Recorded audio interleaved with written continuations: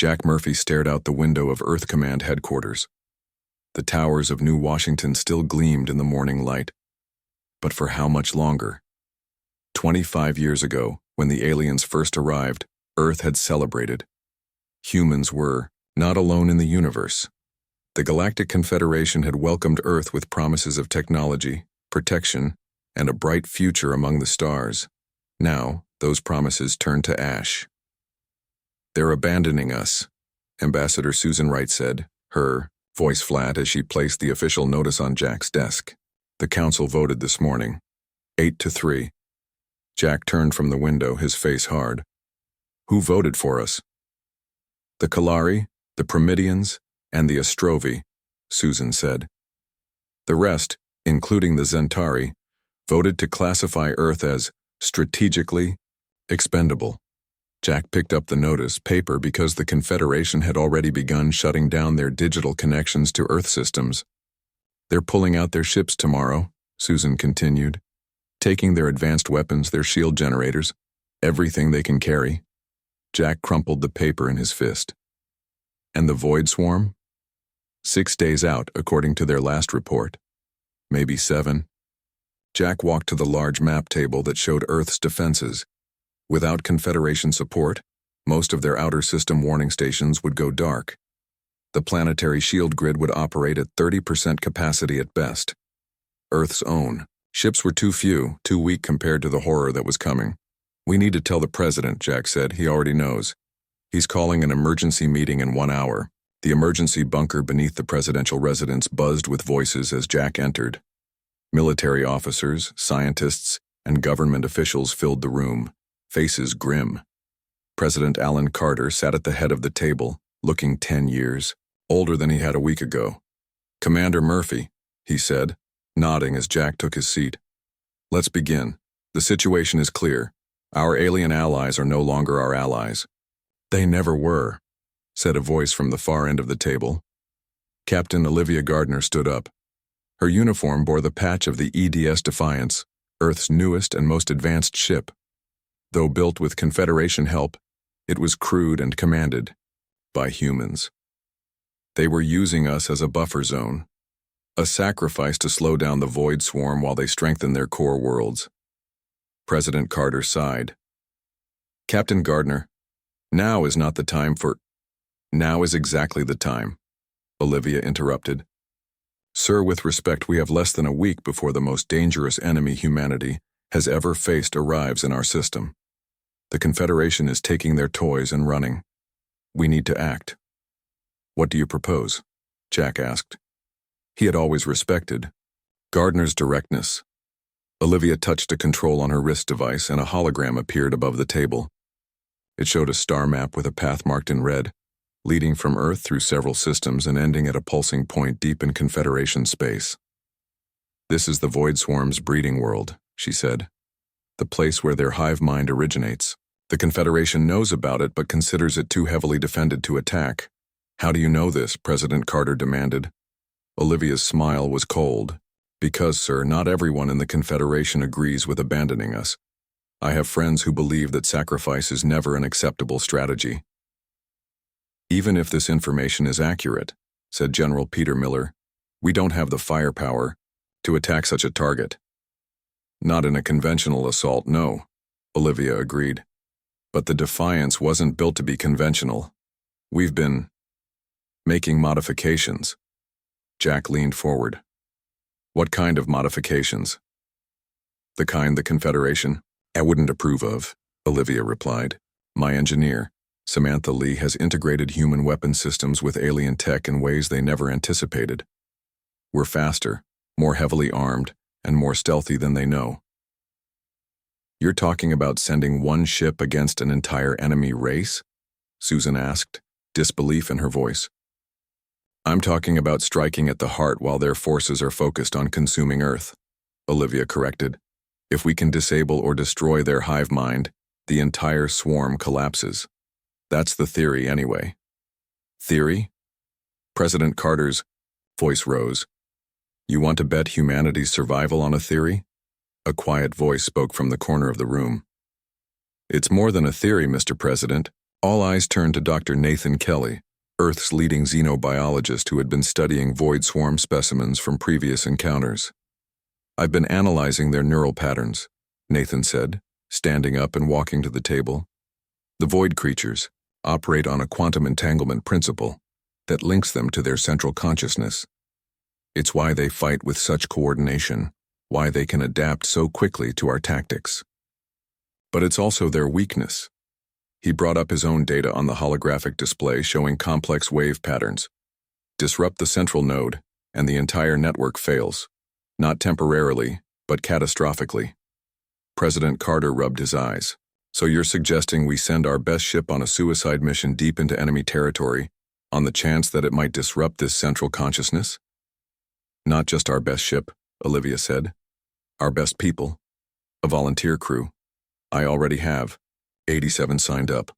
"Out of how many needed?" Jack asked. 120 minimum. Jack nodded once, decision made. 88, he said. "I'm coming too." The room erupted in protests, but President Carter raised his hand for silence. "Commander Murphy, you're needed here to coordinate Earth's defenses." "With respect, sir, if Captain Gardner's mission fails, my coordination won't matter. The void swarm will overwhelm us regardless. But if there's even a small chance this plan works—" Jack gestured to the hologram of Earth hanging above them. Blue and vulnerable. President Carter studied Jack's face, then Olivia's, then looked at Dr. Kelly. "How confident are you in this theory, Doctor?" Nathan didn't hesitate. "Confident enough to volunteer for the mission, Mr. President." The room fell silent. Everyone knew what was at stake. Finally, President Carter nodded. "You have 24 hours to gather your crew and supplies. The Confederation withdrawal gives us some cover. They'll be too busy saving themselves to notice what we're doing." Olivia saluted. "We won't fail, sir." "See that you don't, Captain," the President replied. "Because if you do, there won't be an Earth to come back to." As the meeting broke up, Jack found himself next to Olivia in the corridor outside. "This is going to be a one-way trip, isn't it?" he asked quietly. Olivia didn't look at him as she checked her device. "Probably. But I'd rather die fighting than waiting for the end." "Agreed," Jack said. "When do we leave?" "Tomorrow night," Olivia replied. "As soon as the last Confederation ship clears the system, we'll need every advantage we can get." Jack nodded. "Then we better get started. Earth just became the underdog in a fight for the entire galaxy. Good thing humans have always been good at beating the odds," Olivia said, a fierce light in her eyes. "The Confederation gave up on Earth. Their mistake." The EDS Defiance hung in Earth's orbit, its dark hull absorbing starlight rather than reflecting it. One of Samantha Lee's many modifications. The ship wasn't large by Confederation standards, just under half a mile long, but it carried the hopes of an entire planet. Jack Murphy stood on the bridge, watching the last Confederation vessel disappear into faster-than-light travel. A flash of light and Earth was truly alone. "That's it," he said to Olivia. "They're gone." Olivia nodded from the captain's chair. "Good riddance." She tapped the ship-wide communication button. "All crew, this is Captain Gardner. Final departure. Checks in 30 minutes, pre-jump stations in 1 hour." Jack looked around the bridge. A skeleton crew operated the stations. All volunteers, all aware this might be a one-way trip. Dr. Nathan Kelly sat at a modified science station, reviewing data on the void swarm. Lieutenant Daniel Ross, head of security, checked weapon systems with quiet efficiency. "Status report," Olivia called out. "Engines at 98%, came the reply from engineering. "Samantha says that's as good as it's going to get." "Weapon systems online," Daniel reported. "Main cannon charged, hull plating polarized. Life support optimal," another voice added. "Food and water for 6 months, air recycling at full capacity." Olivia nodded. "Navigation?" A young man with serious eyes looked up from his console. "Course plotted, Captain. First jump will take us past the outer system. If the void swarm follows their usual pattern, they'll be coming from the opposite direction. We should slip past unnoticed." "Should," Jack repeated quietly. Olivia gave him a look. Nothing certain in war, Commander. Comms are ready, said Julia Parker from her station. Though once we're past Neptune, we'll be out of real-time contact with Earth. Olivia stood and addressed the bridge crew. We all know what's at stake. Earth has maybe 6 days before the swarm arrives. Our mission is to reach the breeding world and deploy Dr. Kelly's device before Earth falls. Any questions? No one spoke. Every person on the Defiance had volunteered knowing the odds. They were Earth's last desperate gamble. Then let's burn. A path to hell, Olivia said. Initiate departure sequence. The first jump went smoothly. The Defiance's engines pushed them faster than light, through the artificial wormhole created by technology the Confederation had reluctantly shared years ago. When they emerged, the outer planets of the solar system hung distant and cold against the black. No sign of the swarm yet, Julia reported from comms. Long-range scanners are clear. They'll be here soon enough, Olivia said. Prepare for second jump. This one takes us to the Proxima Centauri waypoint. Nathan approached Jack as the crew prepared for the next phase. Commander, I've been reviewing our data on the device. I think we can improve its effectiveness. How so? Jack asked. The void creatures communicate through quantum signals. If we can amplify the disruption wave, we might not just temporarily blind them. We might sever their connection permanently. Jack nodded. Work with Samantha on it. But remember, our primary goal is to deploy the device as designed. Improvements are secondary. Understood, Nathan said, returning to his station. The ship shuddered as the engines charged for the second jump. Olivia gripped her chair arms tightly. Something wrong? Jack asked. Just a feeling, she replied. The Confederation ships left too quickly, almost like they were running from something immediate, not preparing for something 6 days away. Before Jack could respond, alarms blared across the bridge. Contact, Julia shouted. Multiple signatures approaching from the Kuiper. Belt! On screen, Olivia ordered. The main display flickered, showing a cluster of shapes moving toward them. They looked like dark, irregular stars, their surfaces rippling with strange energy. Void swarm scout ships, Daniel said, his voice tight. At least a dozen. They're early, Jack muttered. Or the Confederation lied about their arrival time, Olivia replied. She hit her comm button. Battle stations. All hands prepare for combat. The Defiance shuddered again, but this time from power being diverted to weapons systems.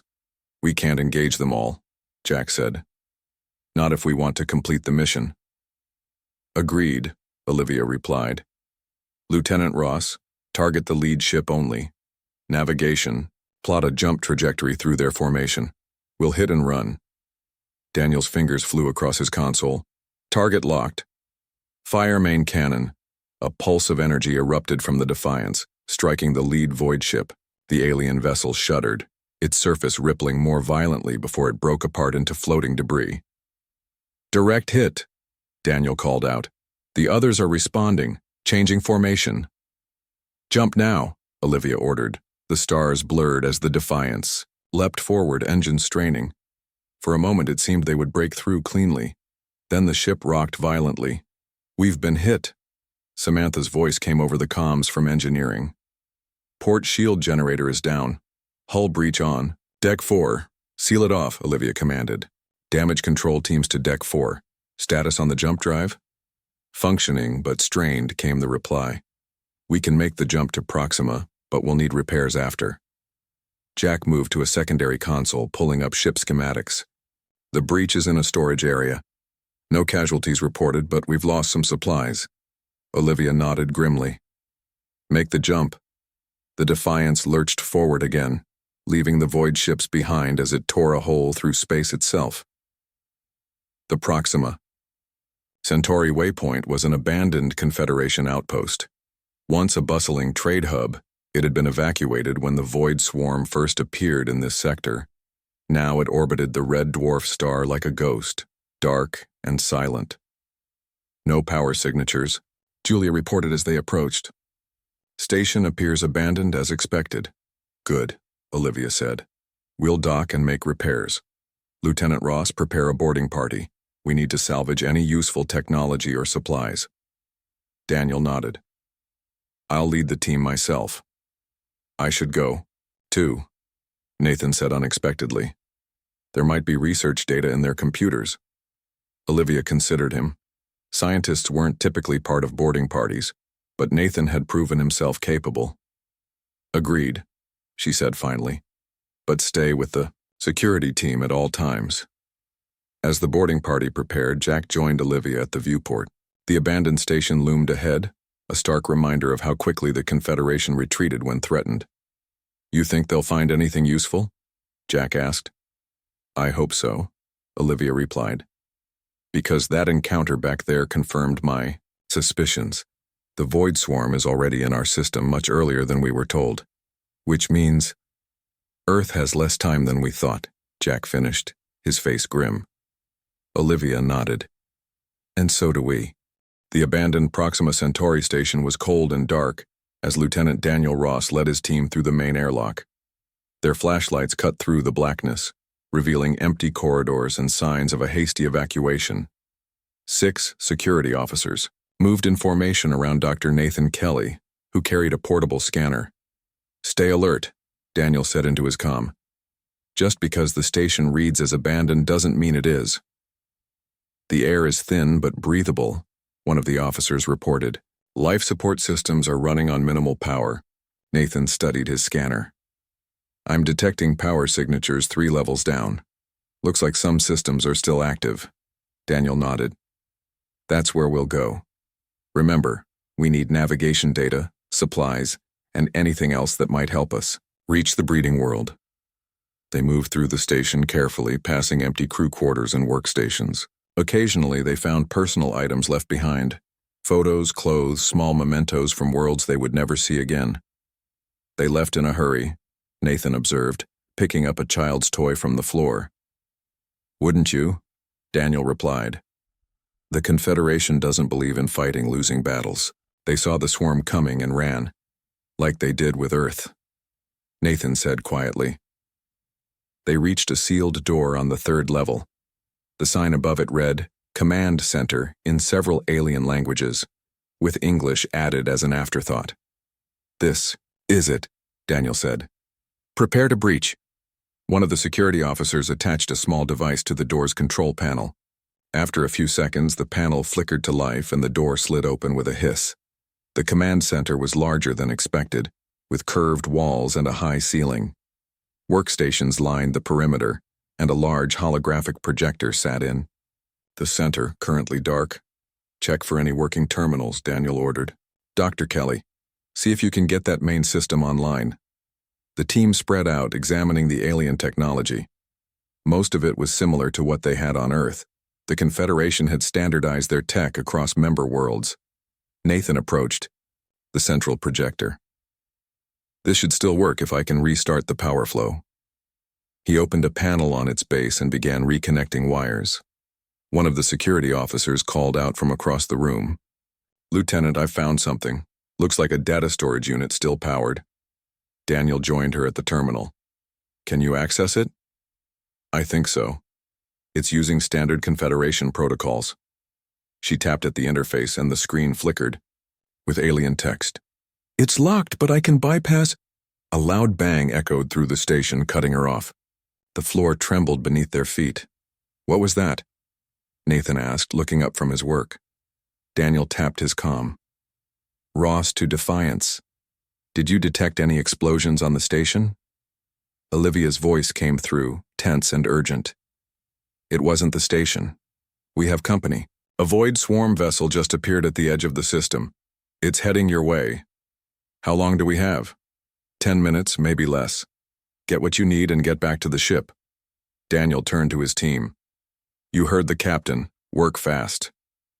The security officer at the terminal worked quickly, her fingers flying over the alien interface. I've got it, downloading navigation data now. Nathan had managed to activate the central projector. A holographic map of the sector appeared above it, showing star systems, waypoints, and hazards. This is perfect, he said, pulling out a data chip and inserting it into the projector's base. I can copy the entire stellar cartography database. Daniel nodded. Good. The rest of you grab anything useful, medical supplies, weapon components, food, anything. The team moved quickly, collecting items and stuffing them into bags. As they worked, the station shuddered again. Ross to Defiance. What's happening? The void ship is accelerating, Jack Murphy's voice replied. And it's bigger than we thought. You have 5 minutes, Max. Daniel looked at Nathan's download progress. How much longer? 2 minutes, Nathan replied. This data could save us weeks of navigation time. 2 minutes, Daniel agreed. The rest of you head back to the airlock. We'll follow. 4 of the security team left with their gathered supplies, while Daniel and 1 officer stayed with Nathan. The seconds ticked by as the download continued. Finally, Nathan's device beeped. Got it, he said, removing the data chip. Let's move, Daniel ordered. They ran through the corridors, heading back toward the airlock. Behind them, the station trembled more violently. The void ship is firing on the station. Olivia's voice came through their comms. They know we're here. Almost there, Daniel replied, seeing the airlock ahead. They reached it, just as another blast rocked the station, knocking them off their feet. Emergency lights flashed red, and a computerized voice spoke in multiple languages. Warning, hull breach detected, station decompression imminent. Get in the airlock, Daniel shouted, helping Nathan to his feet. The 3 of them crowded into the small chamber as the station groaned around them. Daniel hit the cycle button and the outer door began to close. Too slowly. It's damaged, the security officer said. The mechanism is failing. Daniel looked through the shrinking opening. The Defiance was docked just beyond, its airlock aligned with the station's. But the gap was narrowing. We'll have to jump for it, he decided. Dr. Kelly, you first. Nathan nodded, clutching the precious data chip. He positioned himself at the opening, waited for the right moment, and pushed off with all his strength. He sailed through the gap between the station and the ship, tumbling into the Defiance's airlock where crew members caught him. You next, Daniel told the officer.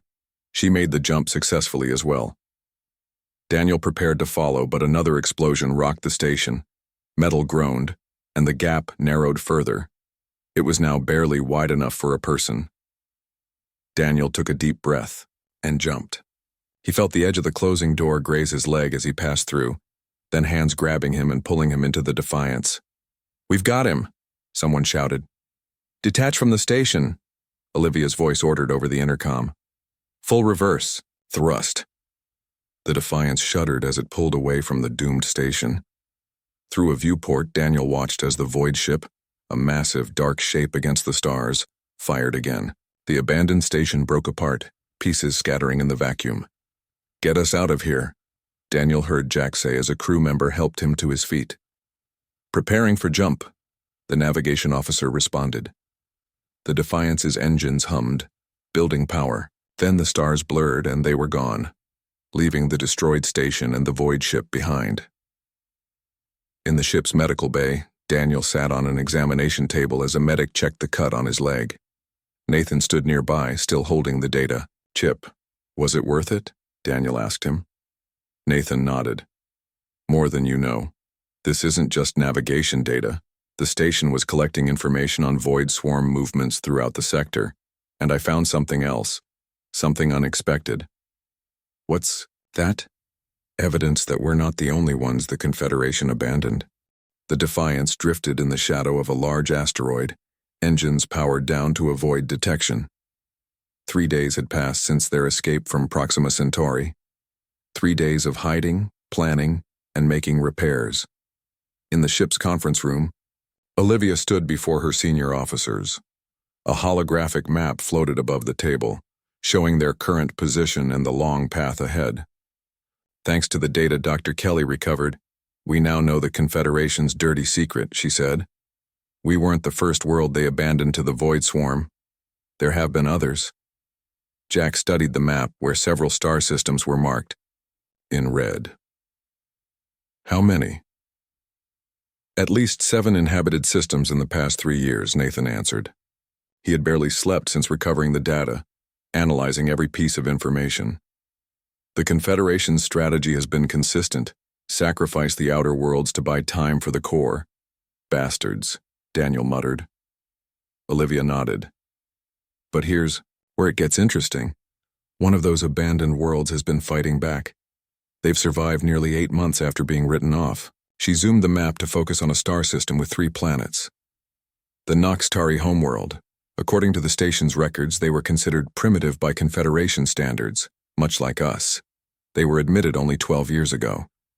And then thrown to the wolves when things got tough, Samantha Lee said. The engineer's hands were stained with coolant fluid. She'd been working non-stop to repair the damage from their earlier encounter. Exactly, Olivia agreed. But unlike the other abandoned worlds, they've held out. They've actually managed to destroy several void ships. Jack leaned forward. You're suggesting we make contact. I'm suggesting we need allies, Olivia replied. Earth is likely under attack by now. We're still weeks away from reaching the breeding world. If the Noxtari have survived this long, they must have capabilities we don't know about. Julia Parker spoke up from her seat. The communications officer had been monitoring Confederation channels. The data shows their system is only 2 jumps from here, but it's also heavily surrounded by void activity. Getting there won't be easy, Daniel said. We'd have to pass through what the Confederation calls Hell's Corridor, a region of space with intense void swarm patrols. The room fell silent as they considered the risk. Finally, Jack spoke. If we try to reach the breeding world alone, our chances are slim. If these Noxtari have technology or strategies we don't, it could make the difference. Olivia nodded. Navigator, plot a course for the Noxtari system. We leave in 6 hours. Hell's Corridor lived up to its name. The Defiance moved carefully, through the debris of destroyed ships, some Confederation, some unknown, all victims of the Void Swarm. The ship's modified stealth systems worked overtime to keep them hidden. On the bridge, tension was high. Olivia sat in the captain's chair, her body rigid. Jack stood beside her, watching the sensor readings. Void patrol at 9 o'clock, Julia reported. 2 ships, moving away from us.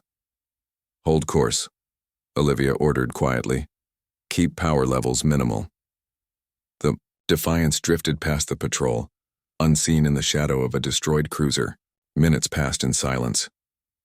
We're approaching the Carvis Nebula, the navigator said. Once inside, sensors will be less effective, theirs and ours. Olivia nodded. Take us in, standard speed. The ship eased forward into the colorful gas cloud. Purples and blues swirled around them, beautiful but dangerous. Visibility dropped to almost nothing. Switching to gravimetric sensors, Julia said. Still limited range, but... She stopped suddenly, her eyes widening. Contact, multiple objects ahead. Void ships? Jack asked, tensing. I don't think so, Julia replied, adjusting her instruments. The configuration is different. They're smaller, more maneuverable. Before anyone could respond, the communication system crackled to life. A harsh clicking language filled the bridge, followed by stilted English. Unknown vessel. You enter Noxtari space.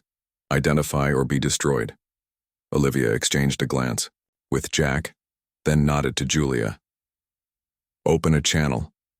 Julia did so, and Olivia spoke clearly. This is Captain Olivia Gardner of the Earth ship Defiance. We come seeking alliance against our common enemy, the Void Swarm and the Confederation that abandoned us both. There was a long pause. The nebula swirled around them, hiding whatever ships watched them. Finally, the voice returned. Earth vessel. Follow escort coordinates. Any deviation will result in immediate fire. Navigation data streamed into their computer system, showing a path through the nebula. Small ships emerged from the gas clouds, sleek vessels with unusual configurations, surrounding the Defiance like an honor guard, or prison escort.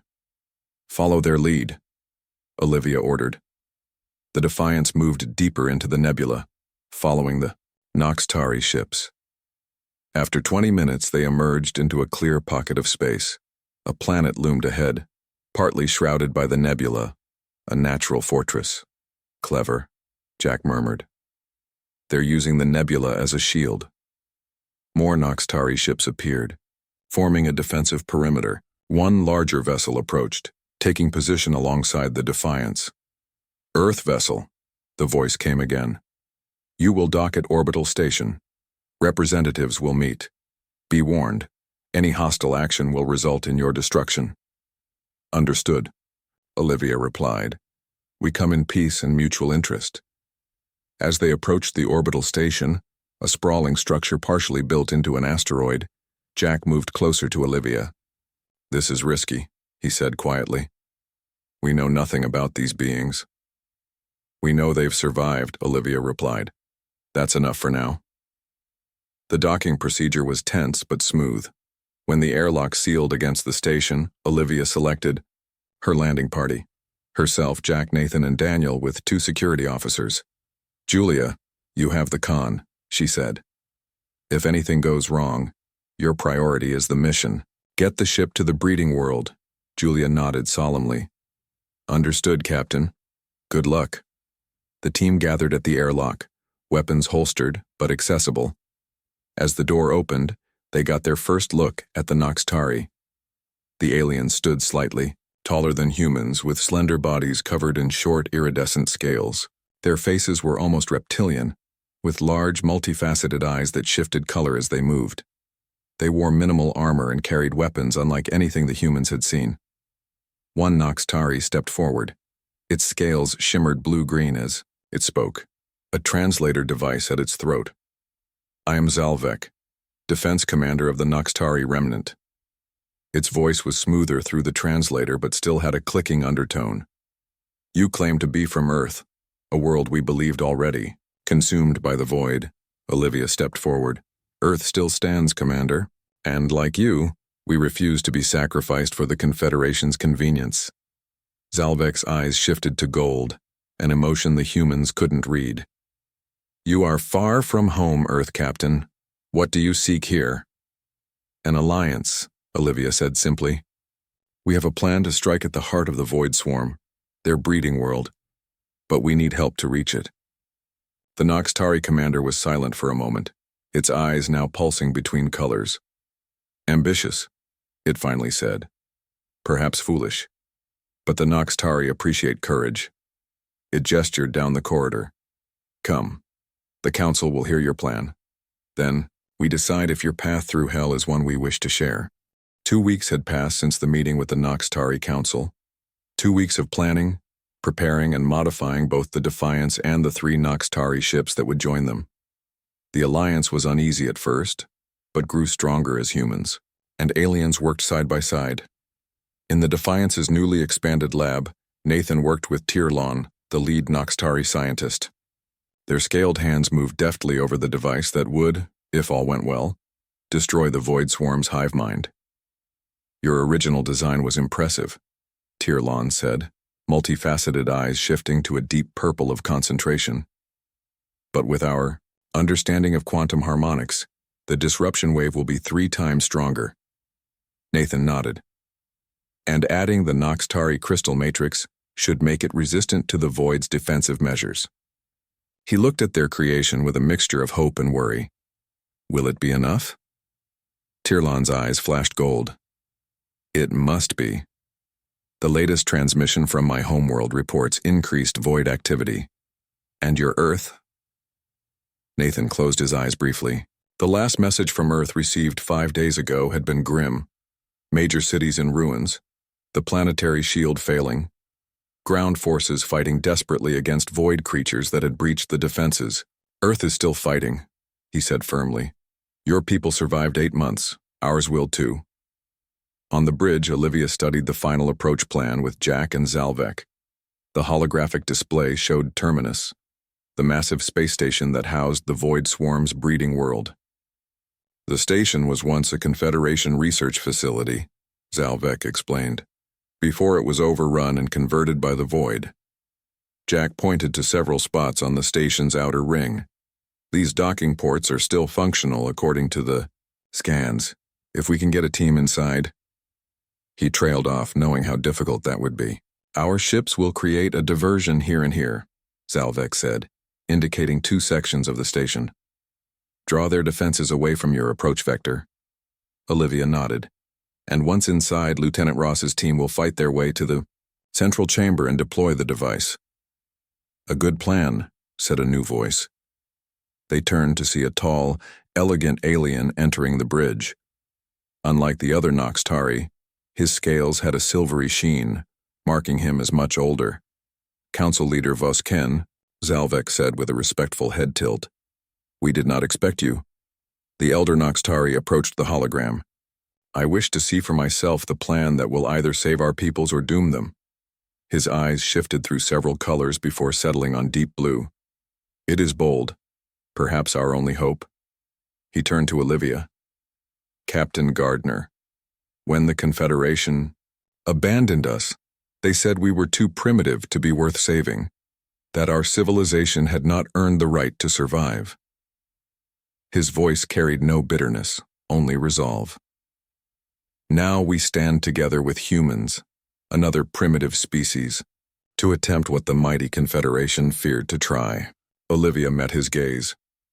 Sometimes being underestimated is an advantage. Indeed, Vosken agreed. Our ships are ready. We launch in 6 hours. The journey to Terminus took 3 days. 3 jumps through increasingly dangerous territory. They lost one Noxtari ship at the final jump point, sacrificed to let the others pass through a void patrol. Now the Defiance and the 2 remaining Noxtari vessels approached the massive space station that orbited a dying star. Terminus loomed against the red giant, a sprawling structure corrupted by the void's influence. Dark tendrils extended from its core, pulsing with strange energy. All hands, battle stations, Olivia ordered. Launch fighters, small craft poured from both the Defiance and the Noxtari ships, racing toward the station as planned. Void ships emerged to meet them, dark shapes against the reddish light of the star. The diversion is working, Jack said, watching the tactical display. Void defenses are concentrating on the fighter attack. Bring us in on the shadow side, Olivia ordered. Full stealth mode. The Defiance slipped through space, its modified hull absorbing light rather than reflecting it. They approached an unused docking port on the far side of the station. Boarding team, prepare for deployment, Olivia said into her comm. In the launch bay, Daniel checked his weapon one last time. Around him, his team made final preparations. 4 humans and 3 Noxtari warriors. Nathan secured the disruption device in a protective case on his back. Remember, Daniel told them. Once inside, we have 30 minutes to reach the central chamber before the diversion force has to withdraw. The team nodded, faces grim but determined. The bay doors opened, revealing a short spacewalk to the station's docking port. Go, Daniel ordered. They pushed off one by one, floating across the void to the station entrance. A Noxtari warrior attached a bypass device to the airlock controls. The door slid open, and they moved inside. The interior of Terminus was a nightmare. What had once been clean, efficient corridors were now twisted, organic-looking passages. The walls pulsed with the same dark energy they had seen from outside. This way, Daniel said, consulting his scanner. Central chamber is 2 levels down. They moved quickly, encountering little resistance at first. Then, rounding a corner, they came face to face with void creatures. Dark, shifting forms that seemed barely solid. Contact, Daniel shouted, opening fire. The creatures shrieked, a sound that pierced their minds as much as their ears. The team fought desperately, human and Noxtari weapons cutting through the void forms. We need to keep moving, Nathan urged as they cleared the immediate threat. More creatures appeared ahead, blocking their path. One of the Noxtari warriors pushed forward. Go, he said. I will hold them. Daniel hesitated but nodded. Thank you. They pressed on as the warrior remained behind. The sounds of combat echoed after them, then silence. 2 more times they were forced to leave someone behind to secure their path. By the time they reached the entrance to the central chamber, only Daniel, Nathan, and 1 Noxtari remained. The gear device needs 2 minutes to activate once placed, Nathan said, breathing heavily. We'll need to defend it until then. Daniel checked his weapon's charge. Almost empty. Make it count. They entered the central chamber, a vast, dome-shaped, room with a pulsing dark mass suspended in its center, the heart of the hive mind. Nathan moved toward it, the device ready. Suddenly, void creatures poured in from every entrance, surrounding them. "Get to the center," Daniel shouted. "We'll cover you." Nathan ran as Daniel and the Noxtari fired into the advancing creatures. He reached the platform beneath the suspended mass and began setting up the device. "Hurry," Daniel called, falling back as his weapon's charge failed. Nathan activated the device. 2 minutes, he shouted back. The Noxtari warrior fell, overwhelmed by creatures. Daniel fought hand to hand, buying seconds with each desperate move. Nathan watched the timer count down. The creatures advanced on him. 1 minute left. A brilliant light suddenly filled the chamber as something exploded near the entrance. Through the smoke, Olivia appeared with Jack and a squad of fighters. "Thought you could use some help," she shouted, firing into the creatures. Together, they formed a perimeter around the device as the countdown reached 0. The disruption wave exploded outward, a ripple of energy that passed through them harmlessly but caused the void creatures to writhe and disintegrate. The pulsing mass above contracted violently, then burst apart. Throughout the station, then the sector, then the galaxy, the void swarm lost its connection. The hive mind was no more. In the silence that followed, Daniel helped Nathan to his feet. "Did it work?" he asked. Nathan nodded, exhausted but smiling. "The quantum readings are clear. The link is severed. Permanently." Olivia's comm crackled. "Captain, this is Defiance. Void ships are breaking formation. They're just drifting." Jack looked at the humans and Noxtari around him, bloodied but victorious. "We did it." "Yes," Olivia said quietly. "Now let's go home and tell the Confederation that the primitives just saved the galaxy."